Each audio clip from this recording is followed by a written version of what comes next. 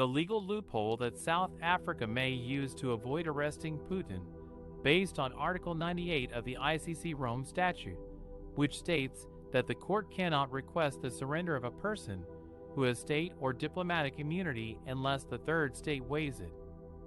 Article 98 of the ICC Rome Statute is a provision that aims to protect the existing obligations of states under international agreements regarding immunity and surrender. According to Article 98(2), the ICC cannot proceed with a request for surrender of a person who has state or diplomatic immunity in a third state, unless that state agrees to waive it. This means that if a person is accused of committing a crime within the jurisdiction of the ICC, but enjoys immunity in another state that is party to an agreement with the sending state, the ICC has to obtain the consent of both states before it can request the surrender of that person. One example of such an agreement is the Bilateral Immunity Agreement, BIA, between the United States and South Africa, which was signed in 2003 and entered into force. In this agreement states that South Africa will not surrender any U.S. citizen or personnel to the ICC without the prior consent of the U.S. government. The U.S. has signed similar agreements with over 100 countries as part of its efforts to undermine the ICC and protect its nationals from prosecution. South Africa may use this agreement as a legal loophole to avoid arresting Putin if he is ever indicted by the ICC for crimes such as aggression, war crimes, or crimes against humanity.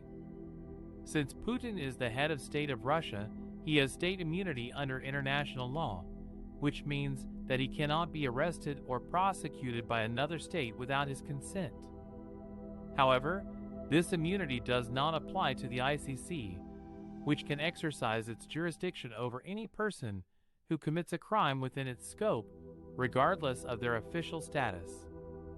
Therefore, if Putin visits South Africa, which is a state party to the Rome Statute, he could potentially be arrested and surrendered to the ICC unless South Africa invokes Article 98(2) and claims that it has an obligation under its BIA with Russia to respect Putin's immunity. However, this argument would be legally flawed and politically controversial for several reasons. First, there is no evidence that South Africa and Russia have signed a BIA or any other agreement that would prevent South Africa from complying with an ICC request for surrender. Second, even if such an agreement existed, it would not be valid under international law because it would contradict the object and purpose of the Rome Statute, which is to end impunity for the most serious crimes of international concern. Third, even if such an agreement was valid, it would not apply to Putin's case because he is not a citizen or personnel of Russia, but rather its head of state. Fourth, even if such an agreement applied to Putin's case, it would not bind the ICC, which has an independent and autonomous mandate to exercise its jurisdiction over any person who falls within its scope.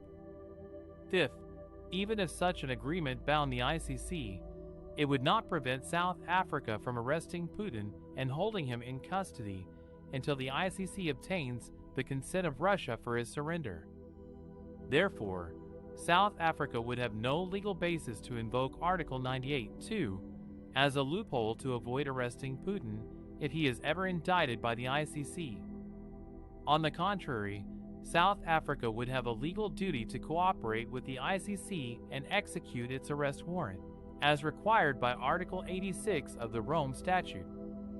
Moreover, South Africa would have a moral obligation to uphold its commitment to human rights and justice, as enshrined in its constitution and its membership in various regional and international organizations. Failing to do so would undermine its credibility and reputation as a leader and champion of democracy and accountability in Africa and beyond.